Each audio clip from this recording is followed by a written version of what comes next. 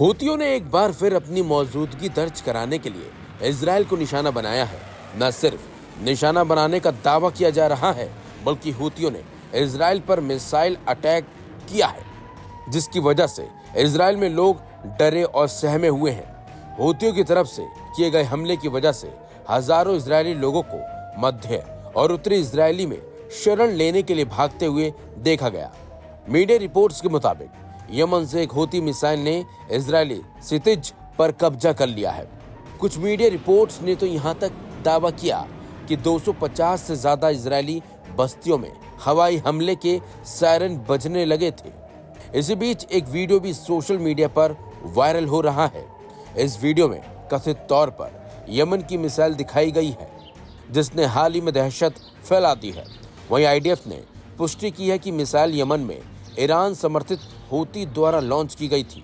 हालांकि बाद में इजरायली सेना ने कहा कि मिसाइल को हवाई सुरक्षा द्वारा रोक दिया गया था। शुरुआती रिपोर्ट्स में तो यमन की तरफ से दागी गई मिसाइल को लेकर बताया जा रहा है कि इजराइल में इससे किसी तरह का कोई नुकसान नहीं हुआ है, जबकि तेल अवीव के बाहरी इलाकों में विस्फोटों की आवाज सुनी गई है। बताया तो ये भी जाता है कि बेन गुरियन अंतर्राष्ट्रीय हवाई अड्डे की ओर जाने वाली कुछ उड़ानों को लैंडिंग में देरी करने के लिए कहा गया।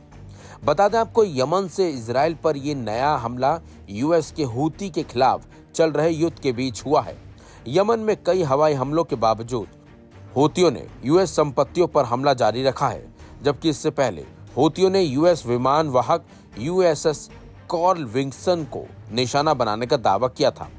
हूतियों ने बड़ा दावा करते हुए कहा है कि अमेरिकी हवाई हमलों के जवाब में यह हमला किया गया था और ये हमले याफा और असकलान में इजरायली सैन्य स्थलों पर हूती हमलों के साथ भी हुए हैं। लेकिन हैरानी की बात तो यह है कि एक तरफ हूती दावा कर रहा है कि उसके इस हमले से इजराइल को भारी नुकसान हुआ है, जबकि इजराइल का साफ साफ कहना है कि उसने इस मिसाइल को हवा में ही मार गिराया। लेकिन जिस तरह से वीडियो सामने आए हैं और लोग भागते नजर आए हैं, उससे तो ऐसा ही लग रहा है कि हूतियों के हमले से इजराइल में खौफ का माहौल जरूर है।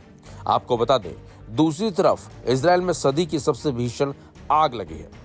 यरूशलेम पर काले धुएं के बादल छा गए थे और शहर को तेल अवीव से जोड़ने वाला हाईवे बंद कर दिया गया था।